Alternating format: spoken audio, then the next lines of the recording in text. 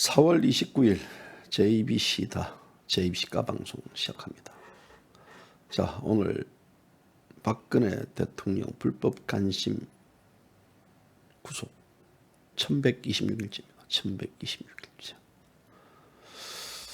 오늘은요, 오늘은 제가 정세에 대해서 좀 설명을 좀 하려고 합니다. 정세에 대해서. 또 뭐 우리 공화당 이야기하지 않고 또 미통당 또 까야 되고 문재인 정권 까야 되는데 또 이런 방송하면 또 졸립다. 내가 막 김정은이가 죽든 말든 내가 무슨 상관이요 해가지고요. 또 채널 또 막 잠깐 들어왔다가 막 하면서 나가는 분들이 있을 건데요. 아마 이런 방송하면 이 자유우파 국민들 많이 안 볼 거예요. 저 혼자 시부리는 방송이 되지 않도록 여러분들 많이 관심을 가지면서 좀 귀 기울여 주십시오. 김정은이 죽으면 어떻게 할까요? 김정은이가 만약에 죽었다 그러면 전 다른 건 다 필요 없고요. 우리 자유우파 국민들 어떻게 하면 되겠습니까? 보따리 챙기고 막 저 부산으로 도망가고 아니면 또 보따리 챙기고 미국에 있는 딸네 집으로 가야 되고 또 유럽으로 도망가야 됩니까? 어떻게 되겠습니까? 아니면 우리가 막 총 들고 그냥 북한에 쳐들어가야 됩니까? 어떻게 할까요? 이와 관련해 가지고 미래통합당은 이 김정은 사망에 관련해 가지고 예를 들어 만약 있다 그러면 사망했다 그러면 거기에 대한 대비책이 있습니까? 우리 공화당도 대비책이 있습니까? 지금 우리 공화당 선거가 끝난 지가 지금 10일 정도 흘렀는데요. 아직까지 깨어나가고 있지 못하고 있는 것 같습니다. 당원들은 지금 현재 지지자들은 다 깨어나가지고 다시 다시 뛰자 하고 있는데 우리 공화당은 이 관련해가지고 여러 가지 시국 논평 하나 없습니다. 총선 이후에 우리 공화당이 내놓은 논평은 2개입니다. 열심히 하겠다. 다시 국민 속으로 들어가겠다. 그건데요. 그런 식의 어떤 논평도 좋지만요. 이제 맨날 우리는 승리할 수 있다. 우리는 이긴다. 그런 얘기 하지 마시고 좀 깨어나세요. 이제는 기지개 좀 펴세요. 언제까지 참패 관련해 가지고 무기력 걱정에 빠져 있다 그러면요. 그 당원들 보기도 창피합니다. 지금 당이 이번 주에 이사 가고 바빠가지고 그렇다고요? 이사는 가는 거고요. 또 당은 당으로서 돌아가는 게 있지 않습니까? 우리 공화당 논평 좀 보고 싶어요. 지금 현재 여러 가지 국가적인 위기 또 지금 또 여러 문제가 한두 개이겠습니까만은 그래도 기본적인 이슈에 관련해 가지고는 논평도 하나 놓고 해야 되지 않겠습니까? 죽어 있습니까? 특히 지금 이 김정은이가 어떻게 될지 어떻게 돼 있는지 아무도 모릅니다. 정부는 알고 있는 것 같은데 시시하는 것 같고요. 미국도 반쯤 알고 있는 건데 시시할 것 같고 김정은이 죽은 거에 대해 신도 부인하지 않고 또 서방 언론들 각종 김정은에 관련 내가 스탠 수술을 받았니 뇌출혈을 쓰러졌니 설왕설래가 엄청 나돌고 있습니다. 4월 27일 이 문병씨하고 이 판문점 해동 2주년이 되는데도 나타나지 않고 또 저거 아버지 또 생신일 따도 김정은이 나타나지 않았습니다. 그렇기 때문에 지금 김정은을 둘러싼 여러 가지 사안들이 지금 돌발 사태로 변질될 가능성이 큽니다. 그러기 위해서는 이 자유 대한민국 우파 국민들요 지금 정신 바짝 차려야 됩니다. 예를 들어 이것이 이 문재인 정권에게 이로울 것인지 만약에 김정은이 사망했다 그러면요 아니면 자유우파 국민들에게 이로울 것인지 미국은 어떤 스탠스를 취할 것인지 한미 간의 공조가 이루어질 것인지 아니면 한국이 이 북한 아닌 중국과의 관계에 있어서 더욱더 협력을 강화할 것인지 또 그 와중에 일본은 어떻게 될 것인지 또 인근의 러시아는 어떻게 할 것인지 이런 여러 엄청난 급변의 사태가 올 수 있고 또 이 와중에 있어서 그럼 자기 우파 국민들은 어떻게 해야 되는지 말 그대로 통일이 이루어지는지 아니면 내가 가지고 있는 내 생명, 내 재산, 내 안보, 내 생명, 재산 이런 것들은 유지가 될 것인지 걱정이 안 됩니까?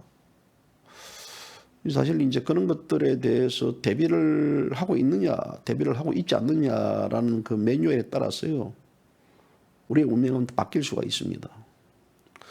저는 지금 현재 이 여당이 슈퍼 여당이 돼가지고 지금 이제 열린 더불어 시민당하고 이제 합당해가지고 180석 이상을 지금 이제 갖는 정당이 되는데요. 슈퍼 여당이 탄생합니다. 그러면 이 슈퍼 여당이 탄생했을 때 만약에 김정은이가 저리 됐을 경우 지금 현재 다 좌파들이 가자북으로 오라 남으로 이런 식으로 외쳤을 경우에는 어떻게 될 것인지. 지금 이렇게 무기력하게 앉아서 있을 때가 없습니다. 지금 보십시오. 이 더불어민주당은 아니 미래통합당은 김종인 체제를 놓고 지금 서로 치고받고 있습니다. 뭐 김종인이가 뭐 대단한 인간입니까? 저는 김종인을 그 쓰레기로 봅니다. 그 쓰레기가 문재인 정권 오늘날 탄생하는데 제일 큰 주역이었습니다. 그런 새끼를 한교안이라는 이 호루 새끼는 지난 총선 때 선거대책본부장으로 영입해가 섰고 이 자식이 또다시 뭐 미래통합당에 지금 또 뭐 비상대책위원장 시부리고 있는데요. 한마디로 빙신 꼴값을 들고 자빠지고 앉아 있습니다. 아직까지 정신 못 차리고 있습니다. 지금 대한민국 보수 우파에서요 얼굴이 보이지 않습니다. 한교안이 이놈 새끼 그냥 깽판 치고 나가가지고 지금 지지율 폭락했습니다. 한교안이는 사라집니다. 저는 더 이상 이제 한교안이는 우리 곁에 들어오지 못할 정치인이고 그 외에 지금 현재 이 김종인 체제 관련해가지고 뭐 유승민이 홍준표 반란하고 있고 김종인이가 40대 경제 전문가를 앞으로 보수파 대통령으로 키우겠다. 김종인 가라 사대입니까? 이 빙신 새끼들아. 김종인 그까짓 게 뭔데? 이 새끼들 진짜 무기력증하고 병신 꼴값을 떨어져 자빠지는 거 보면요. 차라리 그냥 부산 자갈치 아줌매를 비상대책위원장 써라 이 빙신아. 아니면 저쪽에 한 명 더 추천해 줄게. 경기도 파주에 가면 그 파주기수 애국 동지가 있는데 거기에 보면 이성희 씨도 있고요. 또 카라쌤도 있다. 카라쌤 이름이 뭐 지원이래. 박지원 비슷해가 지원을 해가지고요. 뭐 카라카라는데 그런 분들 차라리 비상대책위원장에 서라 이 빙신아. 저는 어떤 지금 현재 이 더불어민주당의 그런 무기력증들, 대책이 없는 것들, 자기들끼리 당권 경쟁에 지금 이 제밥에 더 관심 많은 자들. 그러니까 저게 현재 김정은이가 사망했으면요, 이 보수 우파 쪽에서는 그래도 이 사망에 따르는 만약에 어떤 것들에 대한 매뉴얼을 만들어 놔야 되는데 매뉴얼이 없어요. 큰일 났습니다. 전부 다 엉뚱한 짓거리를 하고 있고요. 대한민국은 지금 코로나로 인해 가지고 지금 또 문재인 정권 어떤 식의 또 꼼수를 부릴지 모르는 이런 상황인데도 불구하고 야당이 깨어나고 있지 않습니다. 야당이 정신을 차리고 있지 않습니다. 이런 와중에 제가 만약 김정은이 사망했다라면 이런 방송을 한다는 것은요, 좀 경각심을 일깨워주기 위한 측면의 방송이니까 여러분들 귀 쫑긋 세우고 다시 한번 들어보십시오.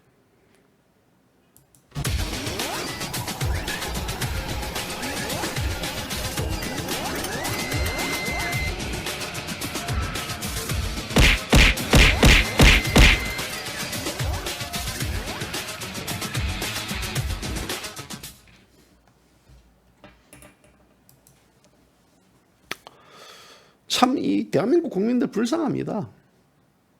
이 정치인들이요, 정치가 국민을 기쁘게 행복하게 해줘야 되는데 이는 이 국민이 정치인을 걱정을 하게 돼야 자빠지고 앉아 있으니 이게요 정상입니까? 이게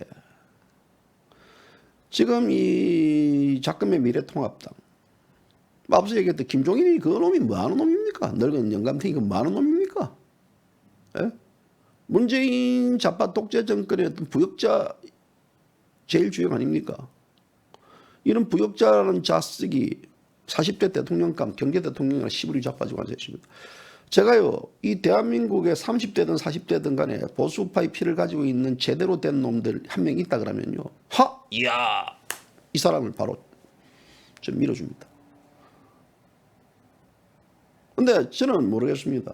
우리 공화당의 한근형이 빼놓고, 한근형, 내 형이 아닙니다. 한근형이 빼놓고 보수파의 어떤 기본적인 정신 자세를 가지고 있는 자를 보지 못했습니다. 예? 우리 공화당에 뭐 한근형뿐만 아니라 수두룩하게 이 자유우파의 정신을 가지고 있는 분들 많은데요. 이런 40대 놈의 새끼들, 이 어린 놈의 새끼들, 대가리 피뜯어 맡긴 놈의 새끼들, 30, 40대들 이 정치한다고요. 이 새끼들이 기존적으로 위장 기회주의 우파 속에서 성장했던 놈들이 뭘 저들이 거기서 깜짝깜짝거리겠습니까? 저는 이 김종인이, 저는 뭐 한편으로는 홍준표가 얘기했지 않습니까? 홍준표가 김종인에 대해서 동아은행 사건으로 내가 구속됐던 놈한테 내가 왜 이런 놈한테 내가 공천을 받아야 되나 등 하고 있는데요. 그래서 어쨌든 간에 김종인이가 2022년 대권의 보수정당 후보로 70년생 40대 경제 전문가, 이 뭐 지가 마음대로 정합니까? 이 빙신아, 내가 거기에 대한 쓸만한 애 있다 그러면요, 제가 할게요. 그러다 보면 이제 50대, 60대, 뭐 홍준표, 통인체, 뭐 유승민이 같은 건 또 한편 또 조원진 대표도 또 여기에 대해서 후보군에서 이제 제외되는, 이렇게 되는 거 아니겠습니까? 뭡니까? 또 지금 원희룡이, 오세훈이, 뭐 나경원이도 이제 현재 뭐 차기 대선에 한번 깜짝깜짝거린다고 뛰려고 하는데요. 다들 이제 팽시키는 건가? 지가 뭔데요? 지가 뭔데 거기에 대한 가이드라인을 설정하고 소위 계제를 뜹니까?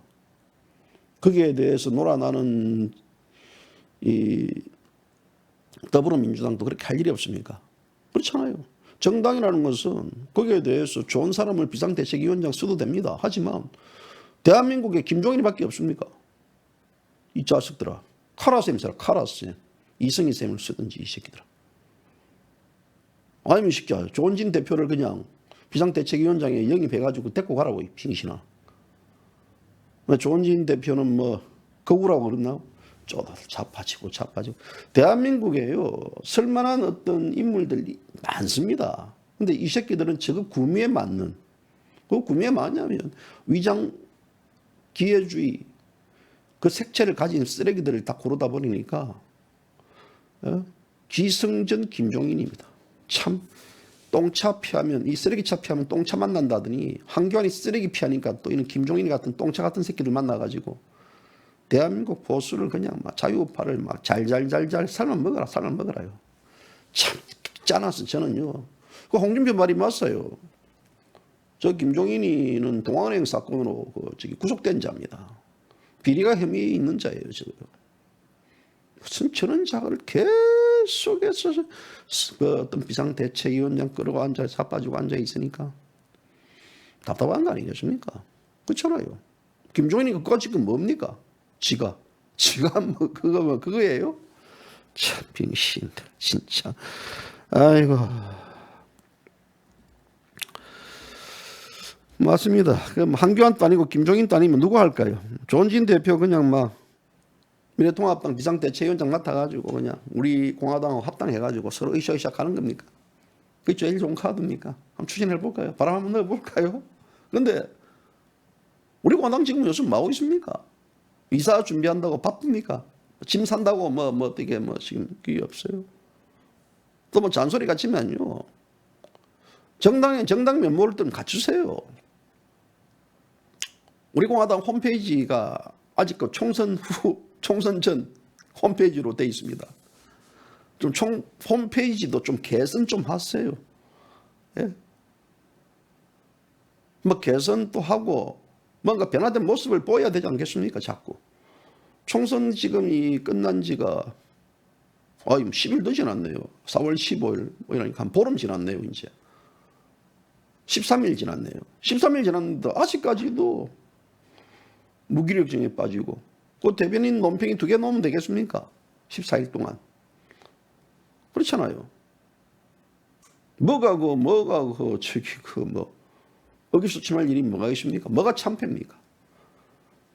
우리 공화당에는 23만 명의 지지자들이 있는데 왜 그 사람들은 그냥 눈뜬 장님들입니까? 뭐예요? 빨리빨리 일어나가지고 당이 역동적인 모습을 보여야 되지 않겠습니까? 그 무기력에 빠지면요 사람들 다 떠나갑니다. 아이고 제입시가 방송이 4월 27일 날 우리 공화당을 전격 재지지했습니다 하는데 정당을 지지할 정당은 없어지고 존재 실체가 없어진다 그러면 제입시가 방송에 어떤 이렇게 생각할 거 아닙니까? 저거는 빙신 아이가 저거. 정당도 지금 뭔지 없는 정당이 돼버리고 이랬는데 무슨 정당을 재지지한다고 자빠지고 앉아있느냐 이렇게 생각할 수도 있어요 사람들. 제가 그런 이야기도 들었어요. 이게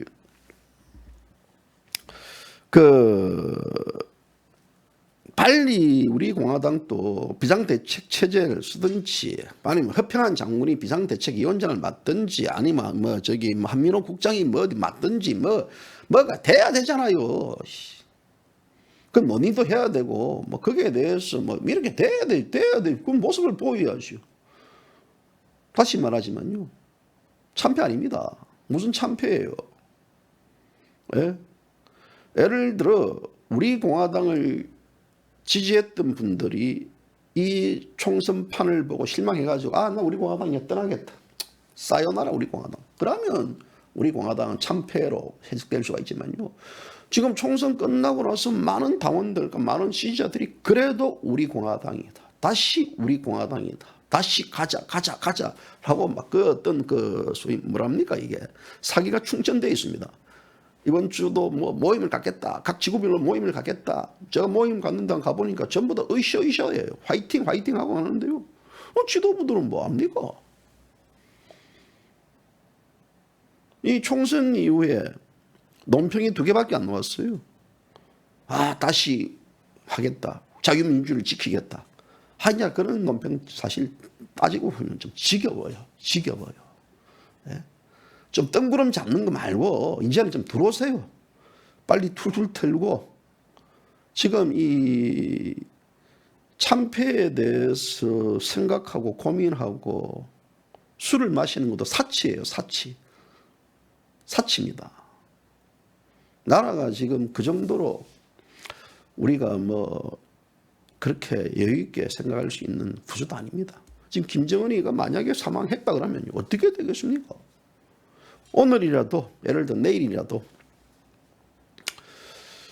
김정은 긴급 속보해가지고요.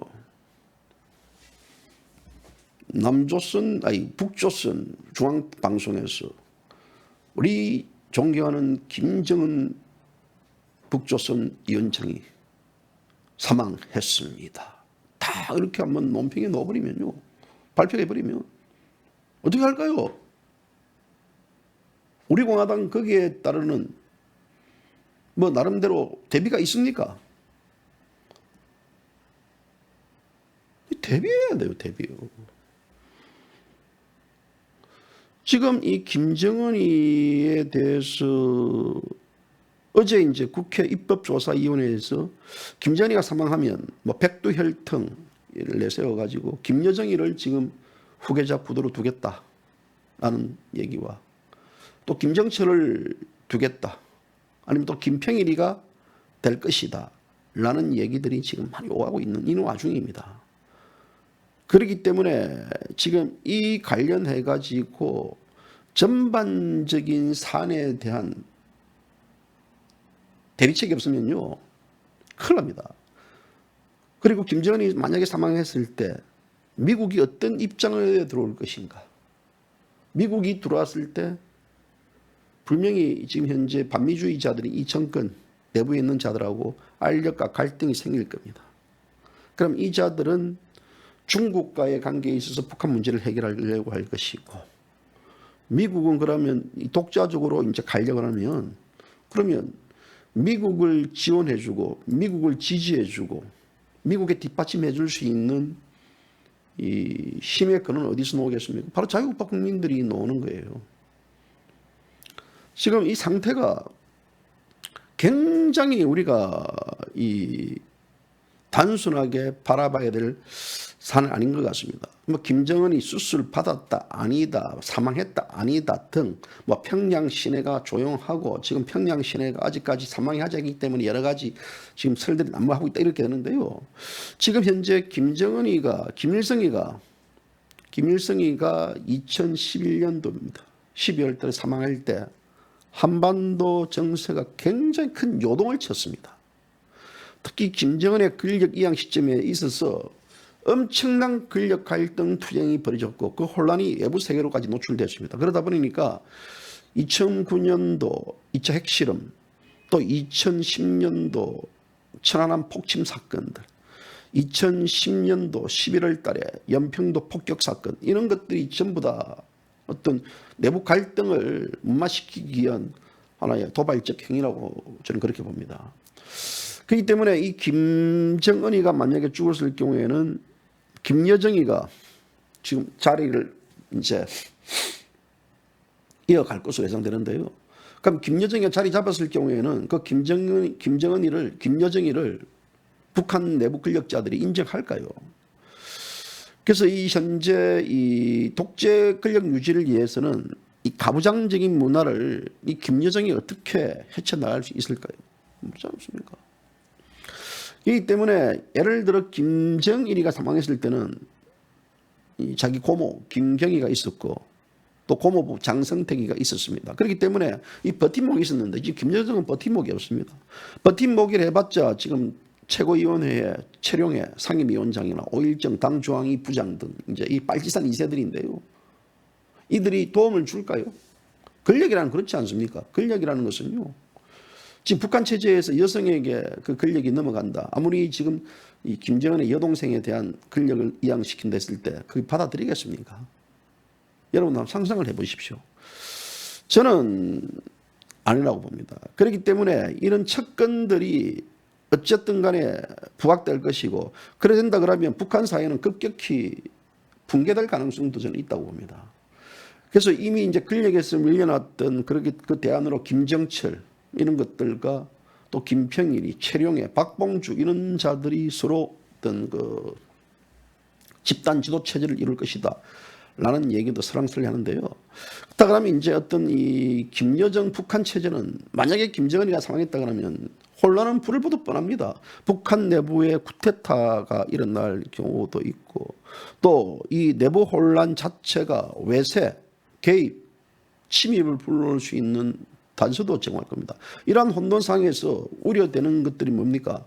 군부의 등을 입은 소위 말하자면 이 대량 살상 무기들, 이 대량 살상 무기를 이들이 탈취해가지고 어떤 짓을 할지도 모르지 않겠습니까? 그래서 미국은 이 대량 살상 무기를 제거하기 위한 하나의 이 부대까지 지금 창설하고 거기에 대해서 이제 이 만약의 사태를 대비하고 있는데요. 그러면 이 국제적으로도 주변국들이 여러 형태의 대북 군사 개입을 검토할 경우에는 북한은 곧바로 북한 그 붕괴로 이어질 것, 저는 그렇게 봅니다. 그래서 이런 내부 상태로 가고 정부 기능이 상실됐을 때 북한 내부의 당파들, 당권파들이 결국은 북한 전 지역을 장악해가지고 우리가 한번 이 조선하고 한판 붙자. 대한민국 한번 쳐들어가가지고 우리가 여기에 대해서 뭐 한판 붙자라고 볼 수도 있을 것이고 또 이런 과정에 있어서 북한이 지금 현재 식량난이 있지 않겠습니까? 그러면 이 굉장한 또 난민들이 발생할 것이고 이 난민들이 이제 러시아와 또 이 중국 국경을 넘어갈 것이고 대한민국 국경을 또 넘어올 가능성도 있을 것이고 또 바다 건너 일본으로 갈 수 있을 것입니다. 이럴 경우에도 지금 대혼란에 빠질 가능성이 있습니다. 자, 이 정도쯤 된다 그러면 지금 이 미래통합당이라든지 우리 공화당이 김정은 사망 관련 시인체 이에 따르는 자유우파의 매뉴얼이 있는지 저는 그게 굉장히 궁금합니다. 자유우파들. 우리는 그냥 태극기 들고 있으면 싸우면 되는 겁니까? 아니잖아요. 그래서 지금 이게 필요하다는데 그래서 이 비무장지대에 여러 가지 피난민들이 이제 쳐들어올 것이고 뭐 비난이 쳐들어올 때 비무장지대에서 총으로 갖다 싸울 수도 없는 문제고 이건 문재인 정권과도 문제가 있는 겁니다. 문재인 정권도 이에 대한 대비책이 있는지. 그래서 북한 정권이 붕괴될 상황에 있을 때 국면 돌파를 이제 위해서 도발할 가능성도 배제할 수 없습니다. 그래서 이런 그 박근혜 대통령 때 여기에 대비한 참수작전도 펼치겠다라고 하고 있고, 또 북한 정권 레짐 체인지를 위한 하나의 또 여러 가지 박근혜 대통령 정부 시절에는 대비를 했지 않습니까? 이 대비에 관련해 가지고도 지금 현재 이 문재인 정권에서는 어떤 대비를 하는지, 이것은 단순하게 보수파 이 정당이 이 문제를 바라보는 시각이 아닌 이 문재인 정권이 어떻게 갈 것인지, 우선적으로는 문재인 정권이 위기를 맞을 것인지, 아니면 문재인 정권이 기회가 될 것인지, 아니면 또 이 자유우파 국민들의 이기가 될 것인지, 자유우파 국민들이 기회가 될 것인지, 이것은요 지금부터 핑퐁 게임이 전 시작됐다고 봅니다. 왜 그러냐면 이 북한에서 대혼란이 벌어지고 했다. 그리고 이제 김정은 사후에 김여정 체제의 안착이 생각대로 되지 않는다 그러면 결국은 뭐가 되겠습니까? 문재인 정권이 저는 상당히 흔들릴 가능성이 있습니다. 문재인 정권이 이 길을 맞을 수 있다는 것은 무엇이냐면요, 한미동맹을 최우선을 하지 않고 독자적으로 북한 문제를 해결하려고 나설 경우입니다. 그러면 독자적으로 북한 문제를 해결한다고 했을 때 이 미국이 가만히 있겠습니까? 지금 현재 이 문재인 정권은 감성적인 대북 정책을 펼치고 있습니다. 지금 계속해서 북한 관광을 개발하겠니, 철도를 연결하겠니, 어떻니, 미국과는 지금 동떨어진 상태에서 얘기를 하고 있습니다.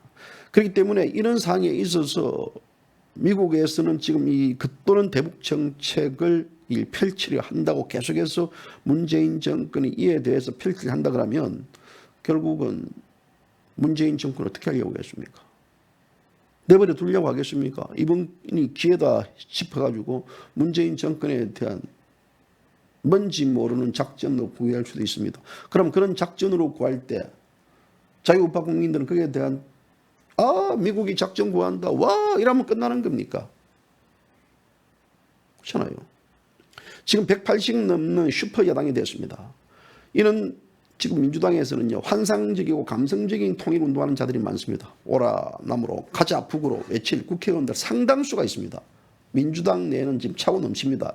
이들이 이제 이런 북한 혼란기에 여러 가지 정책을 펼치려 할 것이고, 또 이에 대해서 이 미군하고 일본과의 관계에 있어서도 악순환을 거듭할 것이고, 그러면 이것은 자체적인 결국은 이 북한 위기상이 생기면 이 김여정의 어떤 그 위기를 곧바로 문재인 정권의 위기로 동일된다 그러면요, 이것은 무작정 대북 지원을 펼치려고 할 것입니다. 자, 그런 대북 태도에 대해서 미국과는 어떻게 되겠습니까? 한미동맹은 깨질 것이고, 그러면 미국의 어떤 대북 작전에 한국을 배제하고 또 일본과 협력하는 최악의 상황에 이제 돌입되고, 지금 미국이 사실상 이 북한 문제에 관련해 가지고는 한국을 배제하고 일본과의 관계를 맺고 있습니다. 중요한 것은요, 한국에서 보수파들, 자유우파 국민들을 자유 통일을 원하는 사람들을 이렇게 접촉을 해도요, 미국 쪽에서는요 한국 라인을 믿지를 못해요. 좌파든 우파든 간에요. 지금 이 미래당 같은 경우는 앞서지겠듯이 김종인 그 영감 하나 놓고요, 어떤 비상대책이 가야 되니 말아야 되니 저렇게 치고받고 있는 상황입니다. 국민들이 지금 그걸 보기를 원합니까? 이런 새끼가 나서가지고 40대 대통령으로 이야기합니다. 40대 대통령을 외치는 놈 중에서 40대 중에서 제대로 된 30, 40대 되든 20대 되든 제대로 된 대통령이 있다 그러면요, 나 김종인이 말이 맞겠지 하면서 이런 것들 불을 지르고 다 다니고 있습니다. 그리고 이런 것들에 대해서 일부 또 보수 언론들은 방방 띄워주고 있습니다. 이게 지금 기사거리입니까? 그렇잖아요. 세상 물정도 아무것도 모르는 새끼들, 위장주의, 기회주의 우파, 자유우파의 기본적인 정신도 모르는 새끼들, 이런 새끼들요 가만히 있다가 어느 새끼 한 명이 또 부각되더구만요. 이 미친 짓거리입니다, 이거요. 그래서 이 국민들이 지금 사실 여기에 대해서 견제를 하고, 이에 대해서 지적을 하고, 또 이에 대해서 이 플랜을 제시하고, 이에 대해서 브레이크를 걸고, 이런 것들은 우리 공화당이 해줘야 됩니다. 근데 우리 공화당이 지금 전혀 지금 이 총선 보름이 지났는데도 불구하고 이런 대비책이 없으니까 좀 참 안타깝습니다.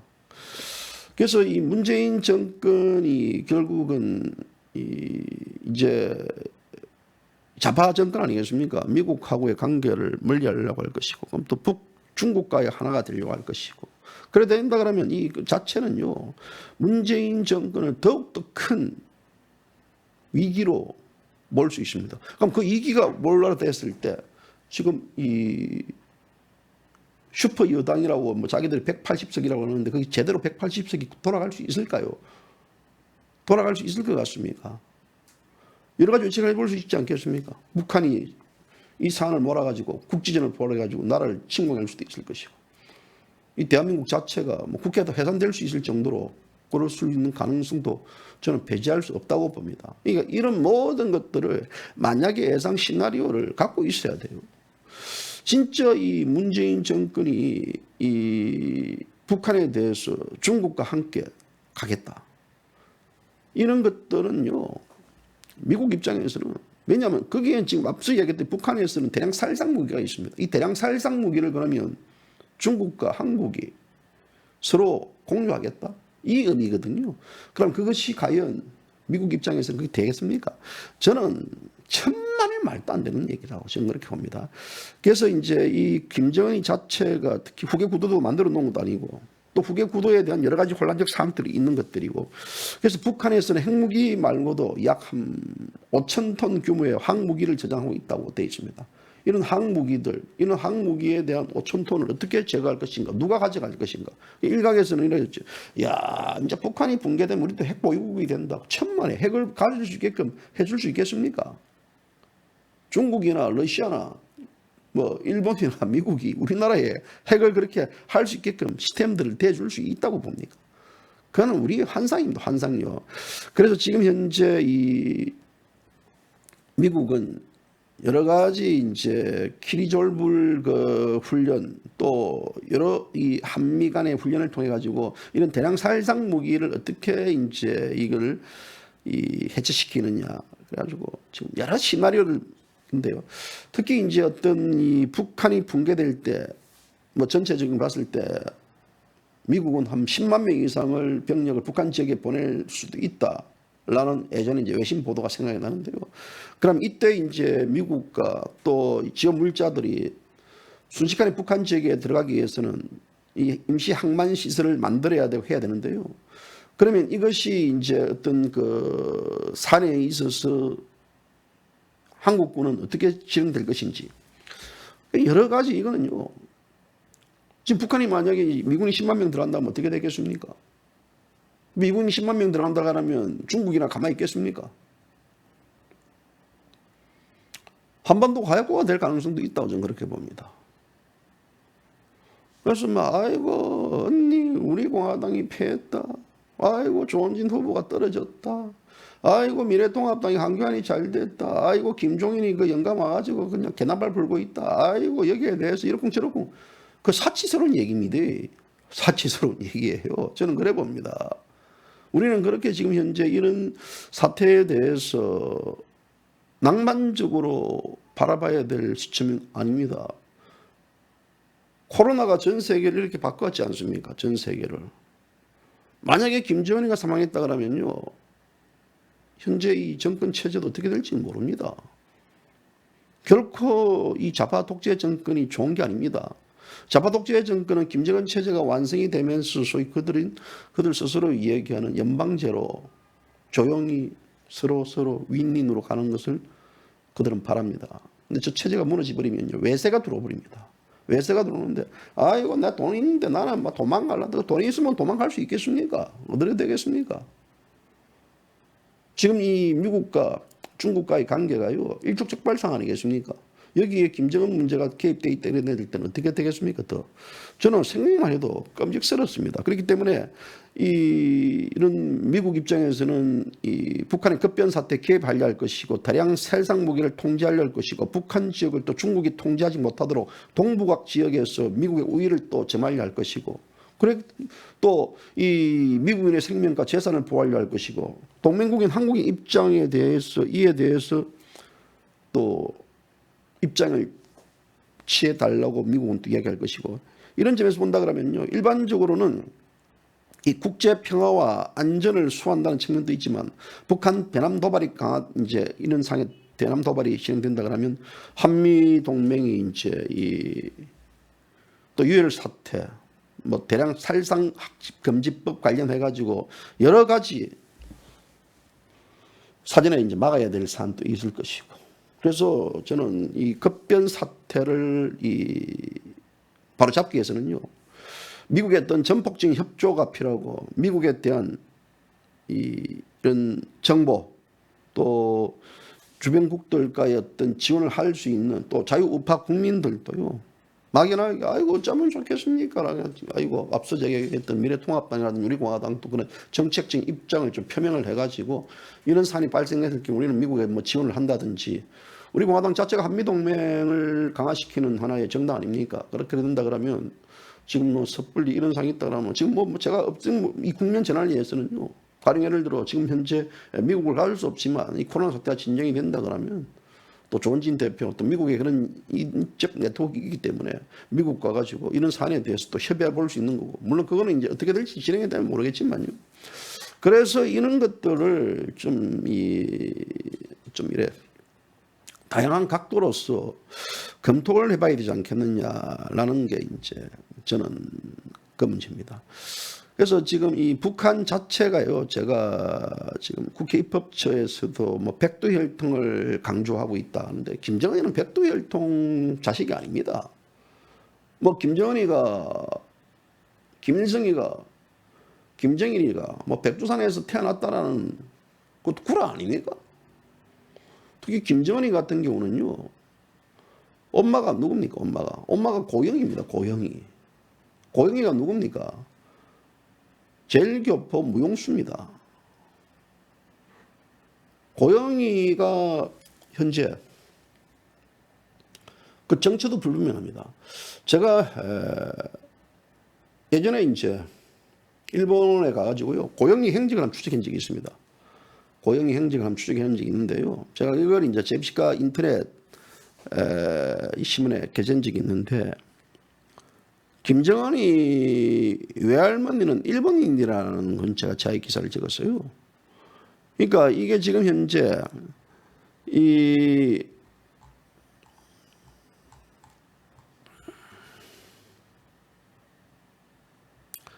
지금 고영입니다. 고영이. 저 여인이 고영인데요.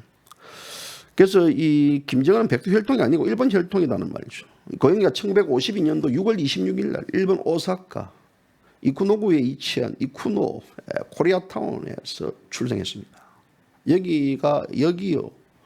여기 가려면, 여기를 가려고 하면 서로하시역에서 내리면 됩니다. 이 서로하시 부근에 이제 현안호 운하를 건설할 때 그때 한국 사람들이 이곳이었는데요. 그래서 이곳에서 제가 이제 이 고영이가 태어났고, 그래서 이 고영이에 대한 추적을 제가 일본 현지에 가가지고 저기 이제 이 수루하시역이거든요. 수루하시역에서 제가 사진을 찍고 이제 왔는데, 이게 더 보면 이게 뭐 기사가 뭐 안 올라갑니까? 이거 뭐 왜 이래 이거.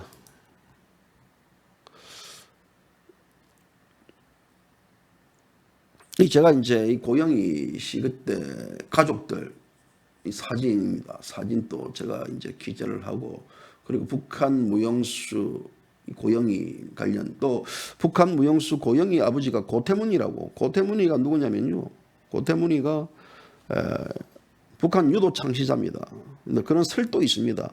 근데 이 고영이 생부는 이 제주 출신 고경택으로 알려져 있고요.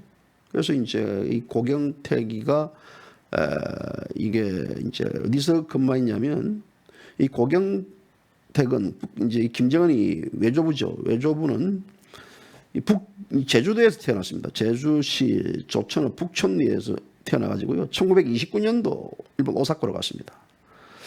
그래서 일본 오사카에서 했는데, 저거는 이제 고태문 일본 그 언론 놓았던 것을 제가 캡처해가지고 찍었는데요. 저기 보면 이제 이 제가 여러분들 깜짝 놀라겠죠. 저기 족보가 있습니다. 구족보, 족보 저 족보에 보면 이제 저기 이제 이 고영이 생부 고경택 관련해 가지고 놓은 내용이 있습니다. 그래서 이 고경택이는요, 일본군 군복을 만드는 히로타 군복공장에서 일했던 사입니다. 그래서 군복공장에서 일을 했고, 그런 와중에 있어서 이제 이 고영리를 출생을 했고요.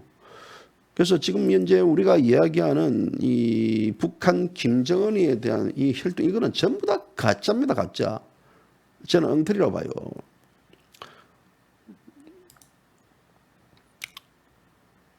제가 이 기사를 여러분들 올려놓겠습니다. 저게 이제 제가 오사카, 제 사진이 오사카 저쪽 저기 이쿠노 코리아타운에서 제가 당시 이제 취재하는 할 때 그 입구에서 찍은 이 사진인데요.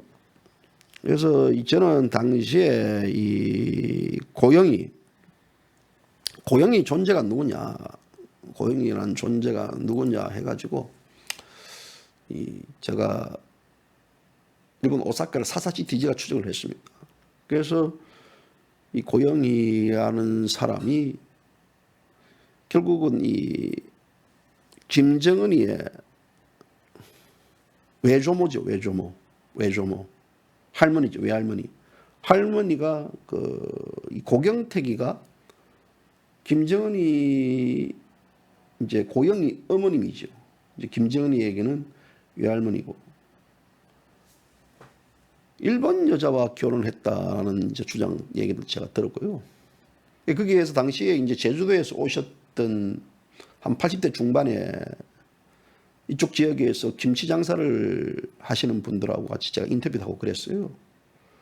이 때문에 당시 이제 이 고경택 집 앞에서는 이 음악 소리, 그러니까 노래를 좀 잘 부르는 거예요. 고영이가 노래도 부르고 그랬는데, 그래서 1962년도에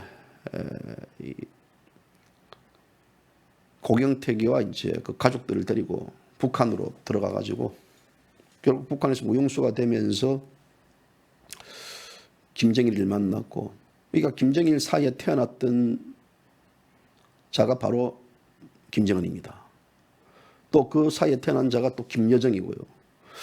그래서 이제 이 김여정, 김정은이를 뭐 백두혈통이라고 강조하는데요. 백두혈통은 아닙니다. 그렇기 때문에 그 고영이 같은 경우는 이제 프랑스에서 뭐 암치료를 받다가 사망해가지고 그때 당시 2004년도 죽었으니까요. 나이가 이제 52세 때입니다. 이 김정은이는 일찍 엄마를 여 있어요. 김여정이도 일찍 엄마를 여이고, 어찌 보면 저 친구도 굉장히 불행한 친구. 우리가 지금 나이가 36이거든요. 36. 36이면 뭐 장가를 갔을 나이고, 아니면 이제 여자를 한참 고를 나이. 아직까지 이제 장가를 안 갔다 그러면 부모의 사랑을 받아야 될 나이인데, 저는 굉장히 불행한 자라고 봅니다. 김정은이가 어떤 권력의 핵심에 있나 이라지만요, 그 자체가 지금 한국적인 상에서 36이면요, 자기들 마음대로 지금 어떤 자기 일들을 해야 될 일이 있는데, 지금 김정은이가 모습이 보이지 않는다, 사망했다, 어떻다, 이런 얘기들이 나오는 거 보면요, 참 이 같은 핏줄, 민족적 관점에 있어서는 동정심도 갑니다.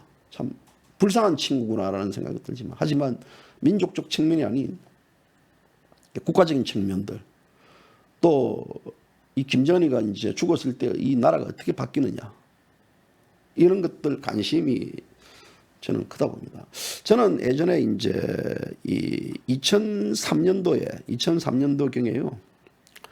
그 일본 도쿄에서 이 시게무라 교수라 만났어요. 시게무라 교수가 누구냐면요, 일본 아세다 대학교 교양학부에 있는 교수인데요. 이게 이제 김정은의 정체라는 책을 썼던 교수입니다. 그래서 제가 그때 당시 시게무라 교수를 만나면서, 근데 시게무라 교수가 그때 당시 내세웠던 게 뭐냐면 가케무사란 말을 말해요. 가케무사가 뭐냐면요, 일본 춘추 전국 시대의 영주 역할을 대신하는, 그러니까 항상 영주들 암살위험에 노출돼 있지 않습니까? 그래서 영주를 보호하기 위해서 똑같은 비슷한 사람들을 서너 명을 항상 영주처럼 행주할 수 있게끔 다니는, 이렇게 가케무사라고 그러는데요.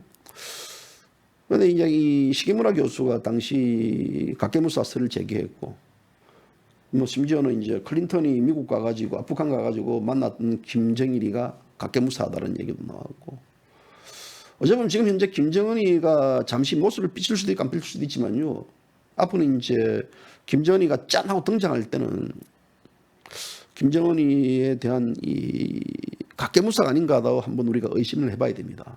가짜 김정은이가 아닌가. 이 각계무사들은 걸음걸이, 말투, 뭐 제스처, 뭐 이런 것들, 눈빛 이런 것들 모두 다 똑같이 만드는 하나의 모조 인간이기 때문에요. 그래서 특히 전제주의 국가에서 각계무사는요, 옛날 뭐 히틀러도 뭐 죽었지만 히틀러가 아닌 다른 사람이 죽었다는 얘기도 있고, 그러니까 이런 그 의심을 해봐야 될 사안들. 이 북한이라는 나라들, 우리가 알다시피 북한이라는 나라는 이 숨쉬는 건 빼고 전부 다 거짓말입니다. 좌파들이 다 그렇지 않습니까? 위선적이고, 그렇기 때문에 이런 사안에 대한 것들을 한 번 더 봐야 된다라는 지적을 제가 해보고 싶습니다. 그래서 지금 이 북한 김정은이가 만약에 사망했다 그러면 나라는 대혼란이 올 수도 있을 것이고, 이런 혼란 속에 있어서 빨리 야당이 빨리 좀 이래 이 무기력에서 깨어나가지고 적극적으로 이제는 시국에 좀 대처를 하고 본 모습을 보이기를 까방송은 진심으로 바랍니다. 그리고 뭔가 모르게 다 지금 현재 이제 봄도 지나가고 있습니다. 봄이 어느 순간에 봄이 지나가 버렸어요. 봄이 지나가고 이제 여름이 이제 뭐 따지면 5월달부터 반팔 입지 않겠습니까? 5월달부터 반팔 입고 지금 또 5월달 계속 이 연휴가 겹치고 있고 이런 상황이기 때문에요. 항상 그 우리 애청자분들에게 어떤 급변한 상황이 있다 그러면 저는 까방송을 통해 가지고 여러분들에게 아주 재빨리 정보를 제공해 드리겠습니다. 그래서 항상 까방송이 오는가 안 오는가 두고 이래 보십시오. 방송 오면 보시면 될 것 같습니다. 제가 그러잖아요. 바깥 방송할 때 또 들어왔던데 지금 또 쫙 빠져나가가지고요. 지금 뭐 몇 분 들어왔습니까? 598명이 들어왔네요. 598명이 진성 우파입니까? 어떻습니까?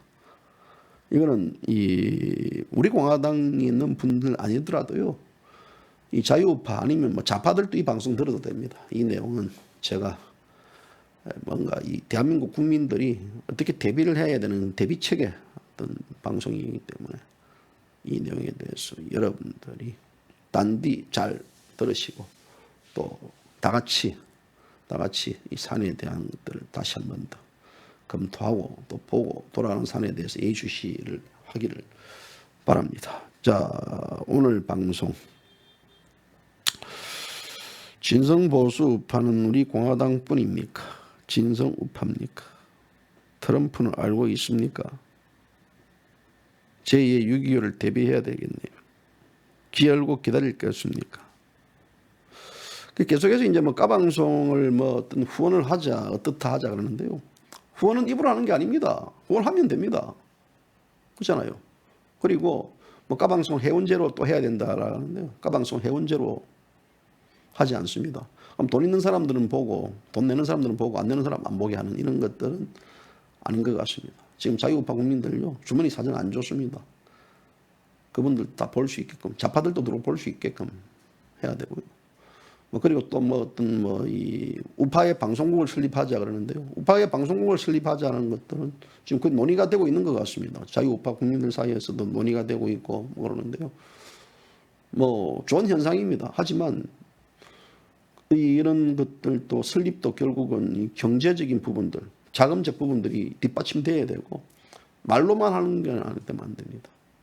어떻게 되겠든 체계와 시스템을 어떻게 갖춰야 되는가에 대한 그런 것들도 있고, 의욕으로 가지고 뭘 하겠다 이거 자체는요, 자칫 또 위험한 상에 빠질 수가 있습니다. 지금 모든 것들이 이 세상이 지금 이 정확한 정보가 필요합니다. 언론도 정보도 필요하고 자유우파 국민들에게 정확한 정보를 알려줄 수 있는 것도 필요한데요. 그런 문제에 대해서는 이 애청자 여러분들이 한번 더 많은 고민을 해봐야 되고 해야 됩니다. 절대 뭐 말로써 우리 이렇게 합시다. 말은 천냥비 따갑습니다. 말이 아닌 실천입니다. 실천이죠. 그래서 그런 것들도 여러분들에게 오늘 전해드리고 오늘 방송을 저는 여기서 끝내고 이 김정은이가 사망했다 그러면 이 나라가 어떻게 돌아갈 것인가에 대한 방금 방송했던 내용들을 제가 글로서 여러분들에게 남겨드리도록 하겠습니다. 자, 감사합니다.